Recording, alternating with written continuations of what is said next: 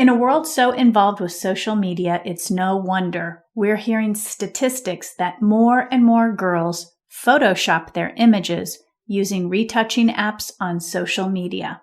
My interview with researcher and author of the Body Image Book for Girls, Dr. Charlotte Markey, was so informative, I'm popping it back into the queue. But before we get started, a quick reminder for those of you who have a picky eater in the house.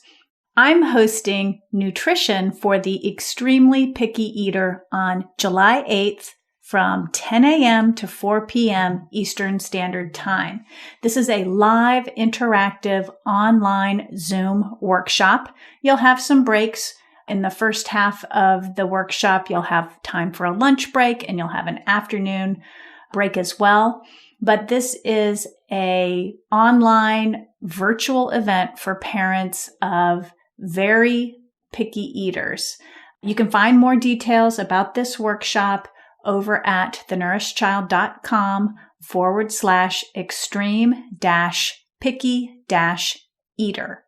Now, in this interview with Charlotte Markey, we talk about a lot of different things, particularly why girls struggle with body image. So in this interview, you'll learn what body image is and why so many girls struggle with it, when body image issues usually become a problem for girls, how thinking about the body's functionality can help promote a positive body image, the connection between body image and mental health issues, some ways to be open with your daughters about body satisfaction, why the COVID-19 pandemic has increased body images and the issues not only in girls but for everyone, and last, how to empower your daughter to have a positive body image.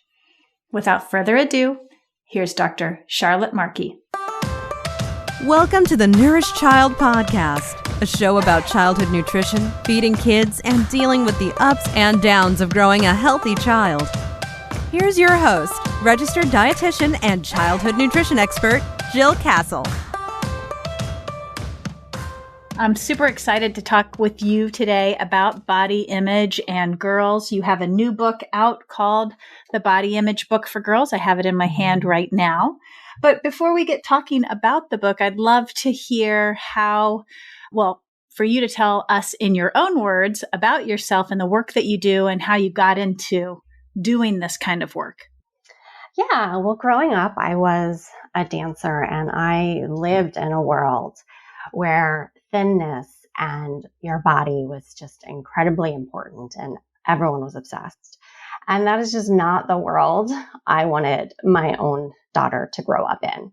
So I've been interested in this topic since I was a child. And, since then, of course, I've gone on to become a psychologist and a professor and a research scientist. And I've been studying body image and eating behaviors for almost 25 years. So the advice I offer is very much evidence-based. But I think just that personal experience from early in life is still part of what fuels my interest.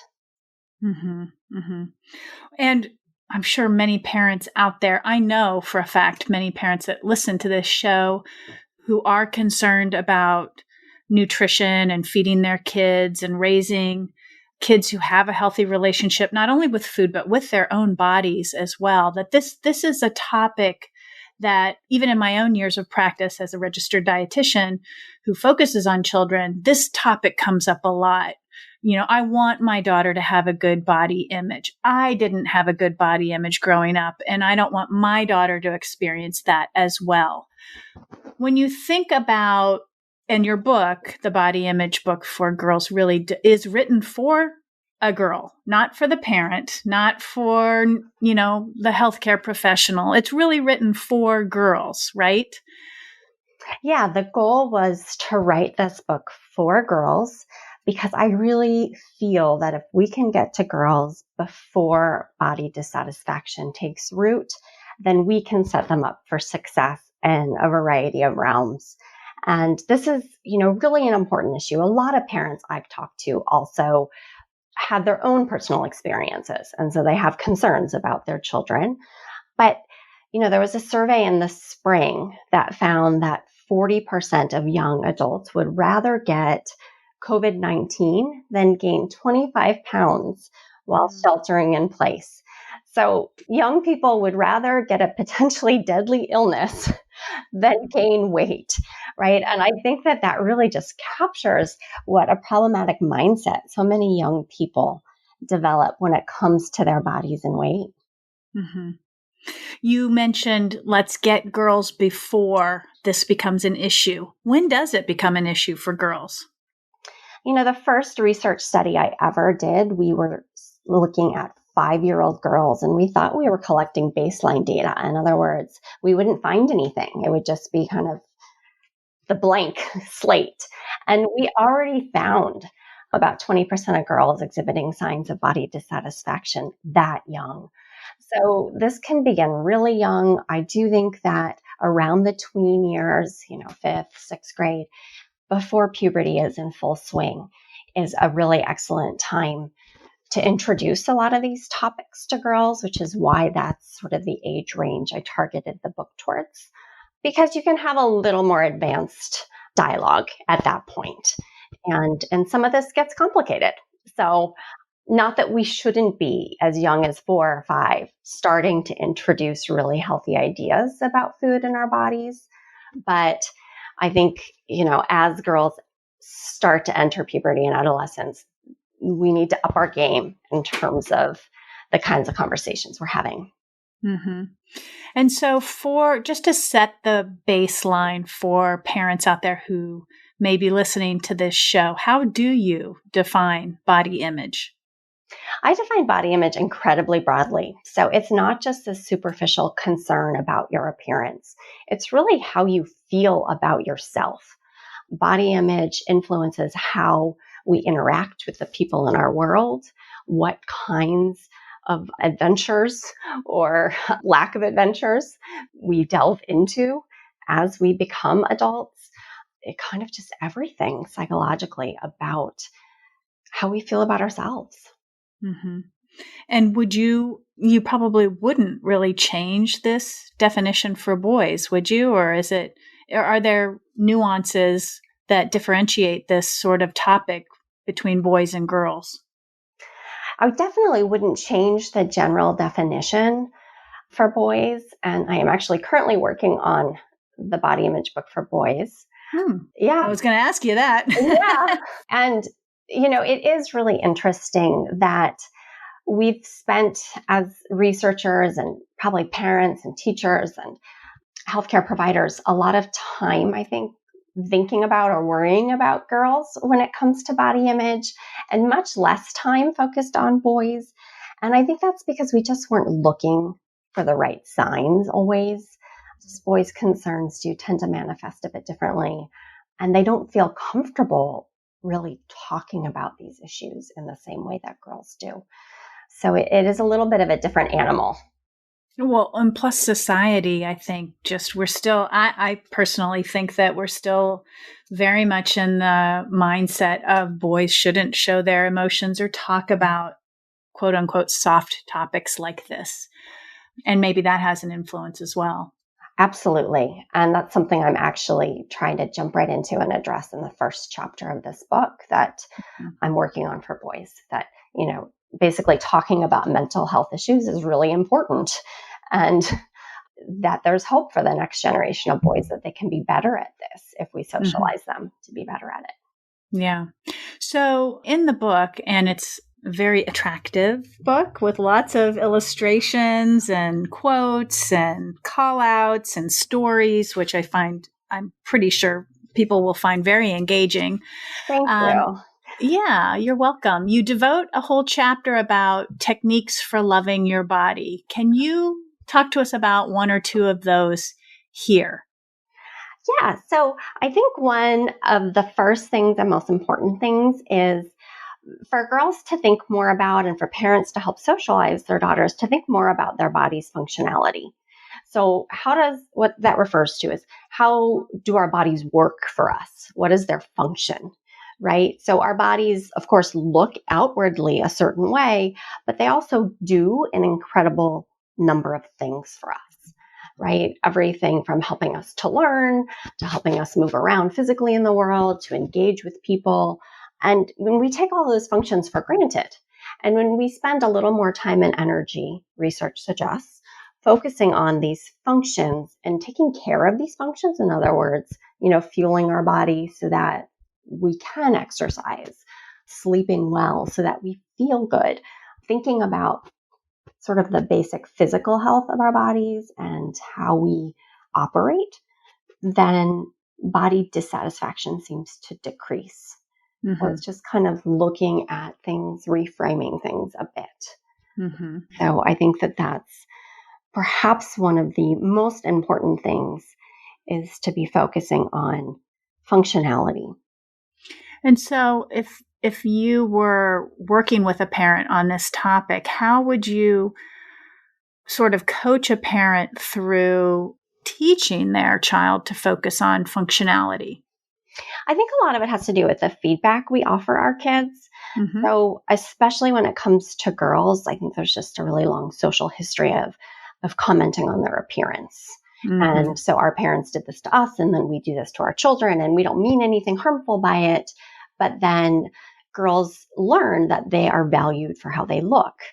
And so it's hard. I mean, I have a teenage daughter, and I know it's hard because I will say to her regularly something about her appearance still, even though I'm very cognizant of all of this. And it's not that we have to eliminate that as much as then we need to also augment it with, something about their physical functionality. You looked really great in that volleyball game today. It's amazing how, my daughter's relatively petite actually, but she's strong, she's pretty tough. And so I like to really focus on that, saying that, you have a lot of physical strength that doesn't always seem obvious, but you are a strong person.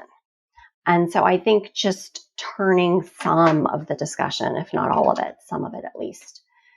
Yeah, I like how you said you can't eliminate those comments, but you can augment them. I think that was a really good way to say it. I remember I have 4 children and my older 3 are all girls. And when they were young, people would say, "Oh my gosh, they're so beautiful," or "They look like triplets. They look so much like, I don't know, always compliments about their appearance." And I used to augment that with, "Oh, she's really smart," or "She's really devoted and loyal friend." I would always try to find something that was not appearance related to really, so my daughters would hear that there was something else besides their appearance, but also for the person who was delivering that message in their presence to see that, we don't always just focus on the way our girls look. We actually like to focus on how smart they are, how loyal they are, how devoted to their friends they are, or, something that's not appearance related. And that takes a lot of effort as a parent to have the presence of mind to do that, I think. It is effortful. And I love everything you're saying. I completely agree with it. It's definitely what I've tried to do in my own home. And, it doesn't mean that you do it every day. I think it is tricky as girls become teenagers and they become a little more interested in fashion often, or what their friends are wearing. And they're kind of just a little more observant to those things that, like you said, you can't necessarily ignore it because, if my daughter says like, "Well, what do you think about this top?" and I just ignore it, then that also sends a signal, right? Right. That complicated. Right. I mean, that sends a signal that like, I don't like it, or I don't want to talk to you, or right. That's not perceived in a positive way either. And so I think, it's really tricky. Parenting is so humbling. I would try to say like, "Oh, it's nice. That's great." And then try to change the subject, or "What are you doing with your friends today?" Or, "I love what you've done with your room," or, just try to take the conversation in a direction that's not all appearance focused. Because we do want our girls just to know that they are worth so much more than that they're funny, that they're smart, that they're good friends, that they have good personalities, that they're not just a pretty face. There's more to them. Yeah, for sure. There's so many different things that contribute to one's own body image. What are some of the things that you see as strongly contributing, either good or bad, to a girl's body image? Yeah, I think one of the first things is really their family environment. And I think that parents, as we've been saying, need to be sort of self-aware if they want to raise body positive girls, because we really are the front lines. Our children often, I'm sure you've had plenty of experience with this, Jill, often act completely uninterested in us. Yes. But that doesn't mean that they're not watching and that they're not learning from us. And so they learn how to regard their own bodies based on how we treat our bodies and how we talk about ourselves. And so we really need to commit to not doing things like looking in the mirror and saying, oh, I look so fat, or I can't believe I ate that, or, I have to lose X pounds before that wedding. Because then we teach our kids that these are all acceptable behaviors and these are things to worry about. Mm-hmm. So we really need to be kind of on top of what we're doing. Our own stuff. Yeah. And that requires, I guess, looking back a little bit. Yeah. And I don't mean that as a criticism of anyone who feels like they have their own stuff, as you put it. I think most of us do. I know I do. Mm-hmm. I do. Yeah. It doesn't mean that like we have to be perfect. It just means that in some ways almost that we just want to project our best self for them to see and kind of hope that we grow into that best self too, I think. Mm-hmm. Yeah. Aside from the parental or family environment, what else out there has a strong influence on a girl's developing body image? Well, I think that, the beauty industry, the diet industry, and just advertising, social media, we're all inundated with all of this to the extent that it's like, we're fish in water. We almost don't realize that it's coming at us from all directions sometimes. There are so many plans and products and, most of it is about selling us something. There are so many ways that people can make money by convincing us that we need to improve ourselves. And the marketing starts at a young age. So it's not just to adults, it's to kids. And so I think that trying to help teach our kids some media literacy so that they're aware that a lot of what they're seeing is in fact an advertisement, and teaching them that, as we've been saying, they are more than a pretty face, that they don't need to look any certain way, and that looking any certain way is not necessarily a prescription for happiness. Mm-hmm. You do a really good job in the book, I thought, of talking about photography, photoshopping. Can you sort of explain to parents in a way where they could take what you're saying and really translate it to their own child, sort of prepping them for the conversation about the images that they see in advertising, on social media? What's going on with those images, like those photographs?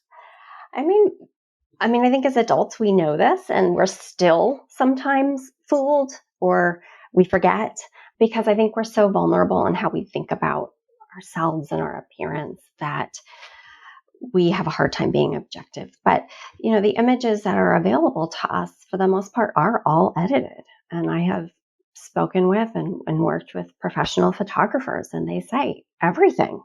No, not 99%, like 100%. We have the technology. It's so easy to change the images we see.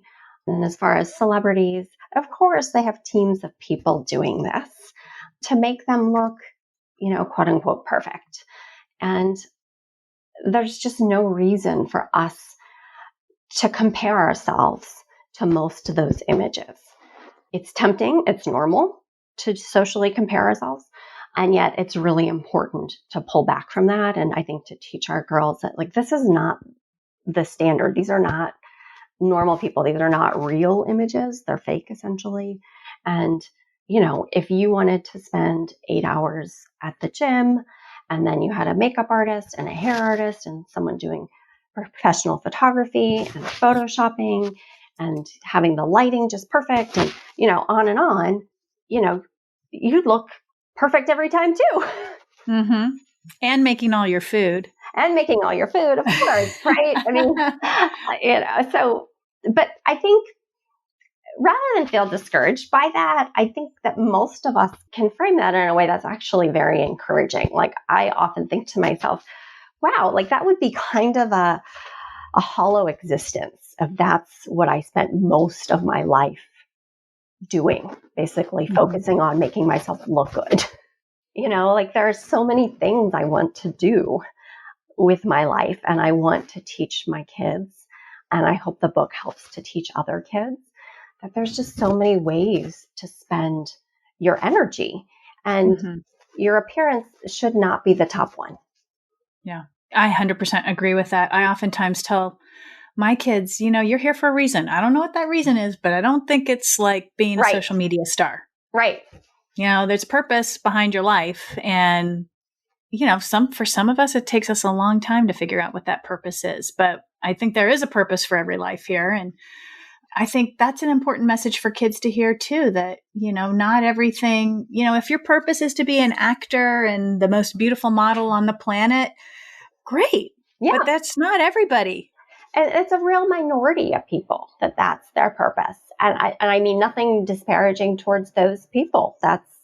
So I think that's wonderful for people who are great at that, and that's their calling. But as you say, I think for most of us, there's a lot we can contribute to the world, and it may be one big thing or a whole bunch of little things. It may be on a broad scale. It may be just the people in our family and around us that we influence in some positive way. But if we're spending all our time in front of the mirror, primping and changing our clothes and whatever else, that's real time. That's time that will detract at some point from contributing to the world in other ways. Mm-hmm. Let's talk a moment, because you hinted on this a little bit earlier in the conversation, and I've always found this to be a blurry line, and I would love to hear your take on this and your advice about it. And that's the topic of, caring about your appearance versus caring too much about your appearance. Like I want to look nice. I want to look groomed. I want to be clean. Yeah. Right? Yeah. But where is that line where I'm caring too much about looking pretty, having the latest fashion, my hair is perfectly straight? Well, I mean, all these little things, it's so nuanced. What's your perspective on that? And what kind of guidance can you give parents around that topic? Yeah, that's an excellent question. And it's something I think a lot about. And when I said that I wrote the book for girls as they were becoming tweens and teens, because some of these issues get complicated, this is exactly the sort of thing that I mean. Like, this is something I think that is really hard to explain to a 5 or 6 year old. But that, an 11-year-old or a 12-year-old can start to grasp. And of course, many adults can't totally grasp it. So, body image scientists refer to sort of what's good for you in terms of investment in your appearance as adaptive appearance investment. And it's not like there's a certain amount of time or a certain number of, protocols that count as adaptive per se, right? I think that people have to kind of figure out where that is for them. And as long as there isn't any real risk associated with the things they're doing in terms of their physical or psychological health, then we can still probably call it adaptive appearance investment. And certainly, hygiene practices like showering and brushing your hair and brushing your teeth and maybe even applying moisturizer, all of that I think is just really benign and really safe. And then it gets trickier when it's, makeup. Well, how much makeup? And hair color? Well, how much, of that? And I think, again, it's all pretty benign. So, okay, if that's something you enjoy doing, if you feel better about yourself, if it's something that doesn't feel like a drag to you or that you have to do, great. And then, sort of at the other extreme is like cosmetic surgical procedures. It's not to say that there isn't maybe a place for some people for those sorts of things. And again, I don't mean this in a judgmental way, but I think that just the inherent risk goes up notably then. And so that's where we really I mean, before then, but, at that extreme, we need to really pause and think about, well, what are we doing here then, if this is what we feel is necessary? And I think young girls, as they start puberty, they start to kind of play with this more, right? Like what is important to them. And I think as parents, there's some value in giving them a little space, so I remember my daughter really being interested in makeup, and I thought she was kind of too young. But I also thought, well, if I make this a really big deal, then it's going to become a really big deal. And I don't want that. Right. So, it's like we say in my industry, if you make food a big deal, it becomes a big deal. Exactly. Right? And a lot of that is the same, I think, in terms of sort of other beautifying processes, right? If you feel like it's necessary, then it becomes necessary. And, I think with our girls, sometimes, like, again, there's nothing really inherently harmful if they want to put on some eyeliner or something. It does get blurry though, because I oftentimes found myself with my own girls thinking, okay, is this just a developmental milestone we got to go through? Yeah. We need a little experiment here. Or is this going to last? And is this pathological? Are we on a path to a negative body image? And I think that's where, as a parent, it can just get so confusing. And when we don't know, we get nervous and fearful and might intervene in ways that aren't helpful. Yes. I mean, absolutely. So in controlling ways, you are absolutely not allowed to wear makeup. Right. You are not allowed to dye your hair purple. My daughter did that once. Yeah. I was like, inside freaking out big time. I was like, oh my God. And then I got to the point where I was like, it's hair. Who cares? It's going to grow out. Is she going to be purple for the rest of her life? Probably not. Yes. I mean, I think all of this is hard, and it becomes, during adolescence in particular, not just about the hair or the makeup. It becomes a control thing. And so as parents, I think, not that we don't want to, have some parameters, and not that we should just let our kids go and do whatever they want. But if we're not careful, we're having a battle we don't want to have about, as you say, hair color or makeup. And what they're really doing is just trying to exert some independence, and they want to feel grown up. And if we just kind of say like, okay, then it's less interesting to them, frankly. Mm-hmm. Mm-hmm. So I think, every kid is a little different too.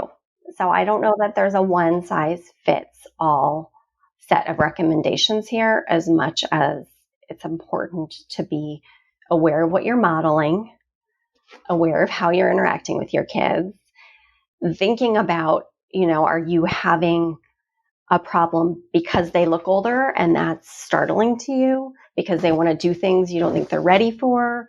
Like, what is it that's underneath perhaps your concern about kids playing around with something like makeup, right? Mm-hmm. Mm-hmm. Yeah. And I think, one of the things that your book does is, again, it targets girls. And so you're investing in their understanding of all the influences on their body image and helping them understand how they can be empowered to develop the body image that they want to develop. Yes.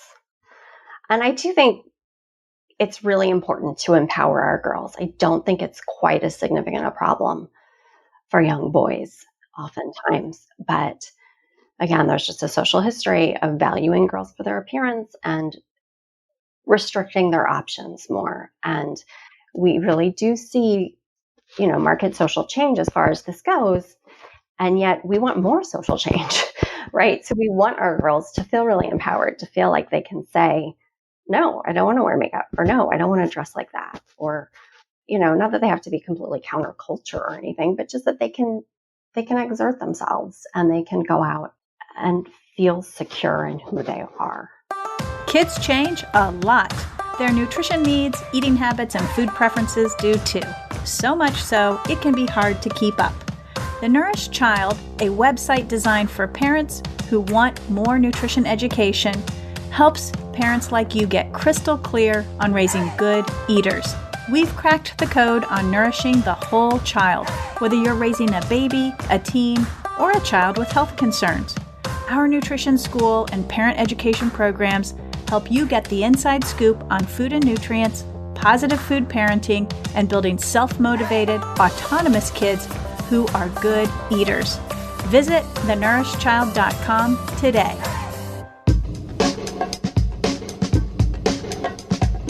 So let's jump to the topic of dieting and body image. And can you coach the listeners through what you see as the connection between dieting and body image? Yeah, it's very much a reciprocal relationship. So oftentimes people feel dissatisfied with their bodies and they think that going on a diet so that they lose maybe a little bit or possibly a lot of weight will improve how they feel about their bodies, right? I don't feel good about how I look, so I will do this set of behaviors and feel better. Unfortunately, there's also just so many messages about dieting in popular culture that many young people, especially girls, grow up feeling like this is just normative and something they should be doing. They should be avoiding carbs, or they should be skipping breakfast, or whatever it is. And that actually then fuels, I think, their concerns about weight in their bodies, because those messages attend to their weight and bodies.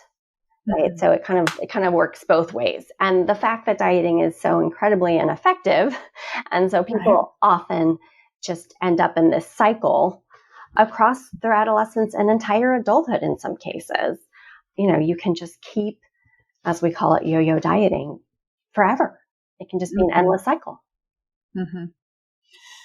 You know, the connection between not only just dieting and body image, but the connection between just your outlook on food and that relationship with food. And I really like to think about and talk about, you know, how we as parents build that relationship with food, even as early as the high chair. You know, it really isn't, it's such an ongoing, integrated, entwined thing, eating and how you feel about food and how you feel about your body. And it's just so tied to body image. What you also talk in the book about mental health and eating habits.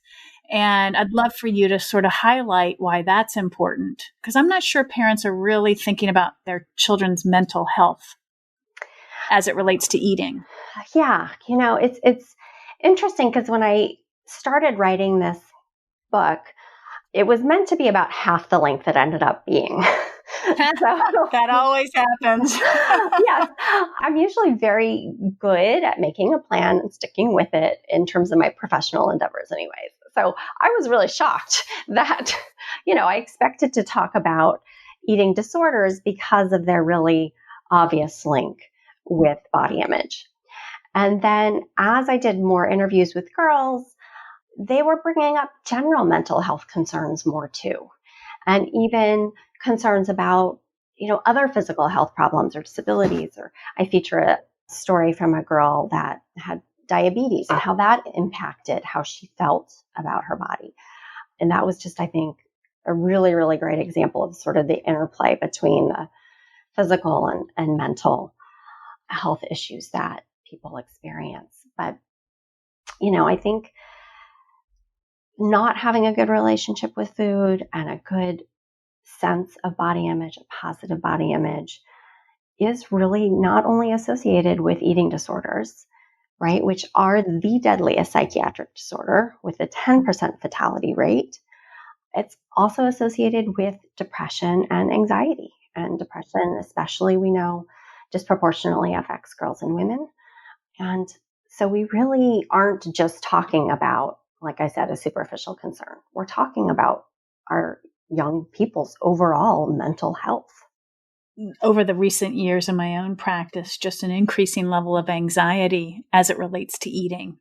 Not only just, you know, your traditional eating disorders like anorexia and bulimia and binge eating disorder, but also ARFID, or that extreme picky eating, is a huge anxiety component to that. The mental health aspect on eating, I think, is a growing concern. I see it in my own practice as something that comes up more and more some emotional eating, not regulating your appetite, using external cues like emotions to regulate. I just think that we use food. We use food to soothe and satisfy the emotional gaps, I guess, if you will. You probably know more about this than I do. And it's really an interesting area of nutrition and psychology, I think, that we'll see more on in the future. Yeah, I agree 100%. I do think that, people have some misunderstandings sometimes about what food can actually do for them in terms of being emotionally soothing. Emotional eating does not typically make people feel better. So Right. It's not to say that, you can't have a glass of wine to celebrate or because you had a bad day either, or that you can't have a half container of ice cream because you had a bad day or to celebrate, but just that food is limited in terms of how soothing it actually can be. And I think, it's something that's really of concern given the current environment that we're all living in with a global pandemic, that food has really taken on a different meaning for a lot of people. And there are some good things about that, I think, that people are in some ways more planful perhaps, or savoring, looking forward to meals. But I think that, using food as a crutch, so to speak, is very real also, because there's just a lot of anxiety, there's a lot of unknowns, and people are at a loss. So I say this again without judgment. I think that it's just, these are difficult days for many, many people, and food is part of that. Yeah. And, it also, a question pops up in my mind as you were saying that, what do we know, or do you know anything about, this pandemic and its influence on body image, and even the whole, Black Lives Matter, marginalized populations, what is the impact on their body image without COVID and with COVID? I mean, that's the question that's popping in my head right now. Yeah. I mean, I think that there has been a certain amount of increase in anxiety concerning food, especially for people who feel very quarantined. So, in a lot of the United States currently, for better or worse, people seem to be out and about more.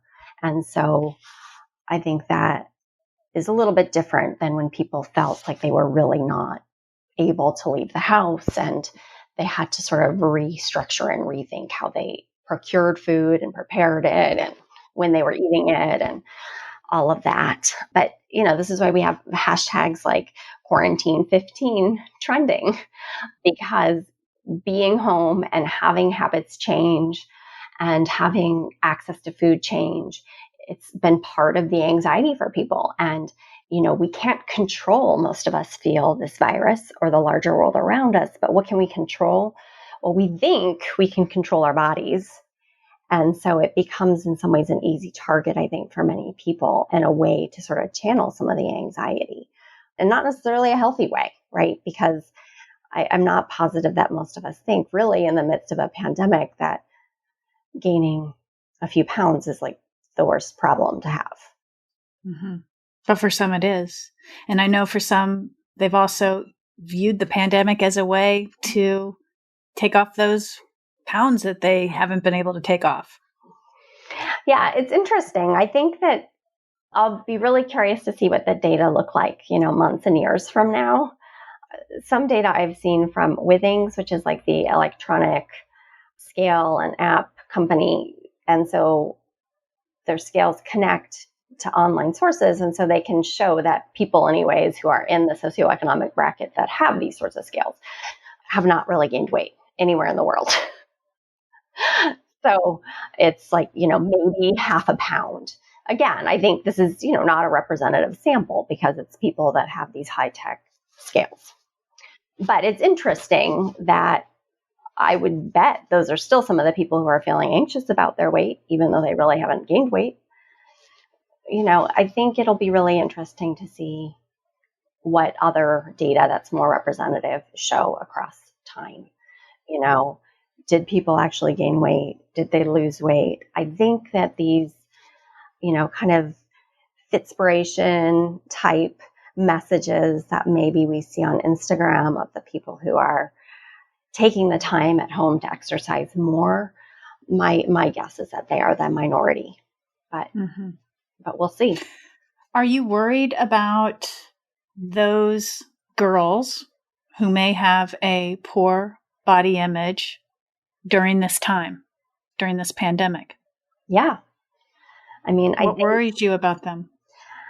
Well, I think anytime that we're in or anyone experiences any kind of extreme stress or some sort of crisis, it has a tendency to exacerbate underlying concerns or issues. So if you're already a little bit anxious and then like the whole world is anxious, you're going to feel more anxious. If you're already kind of dissatisfied with your body and you're used to having sort of maybe set routines that maybe in some way serve as coping mechanisms, or you eat certain foods or whatever, and then all of a sudden all those things are off the table because maybe you can't get that food or you can't go to the gym anymore or whatever, then I think that some of those underlying tendencies are going to be exasperated. And I think also just in the beginning, especially, that people were afraid to even go to regular doctor's appointments or maintain maybe necessary therapy appointments, or, there's that piece of this that I think we'll know more about across time, but there's all sorts of both physical and psychological health ailments that I suspect are not getting the attention they need. Mm-hmm. I suspect that too. And it will be interesting to see what that data shows a year or 5 years out of this. Did we see eating disorders spike? We know we're seeing data that shows that obesity is spiking. Yeah. So as an author, myself, there's always like a purpose for writing a book. There's always like a story, a little hook that is meaningful. What do you wish you knew when you were younger about body image? Gosh, everything. I feel like I knew so little. I was born and raised in the Midwest. I felt like the most naive thing. And as a 50-plus-year-old woman, I think that was the biggest blessing I ever had, actually. Well, I mean, I feel like my focus as a dancer was just so singular. And I actually was thinking about this the other day. I had a cousin who was about my age, and I remember her saying to me, even if you don't feel good about how you look, you can feel good about so many other things. And I remember thinking like, no, you can't. Like I couldn't even internalize that really basic, really meaningful message because I was surrounded by so many people. I think that it was just of utmost importance that you looked like a dancer. So I really think, it's sort of a strange message that I want young people to appreciate, which is that in so many ways, how your body looks doesn't matter, right? I mean, you write a whole book about body image, you would think that like you really... And the end, the bottom line is, doesn't really matter. Right. I mean, but I'm sure like we were saying about food earlier, that in so many ways, like it's not that important, or it shouldn't be that important, or it shouldn't be what occupies all your mental space. And so it's like I have almost 200 pages worth of book here to try to convince you not to worry about this. So I appreciate a lot of irony in that. And yet also, my goal in writing the book was just to provide girls with evidence-based information. There's so much misinformation, as you know, about nutrition and our bodies and our health out in the world.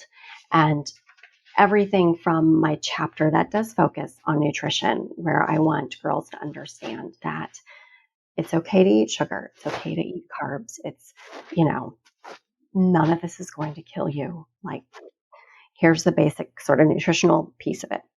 Everything from that to in the physical activity chapter, where I also then bring up sleep. It's really important that you sleep, right? So in some ways, I want this to be like a manual for all of mental health, not just, feel good about your body.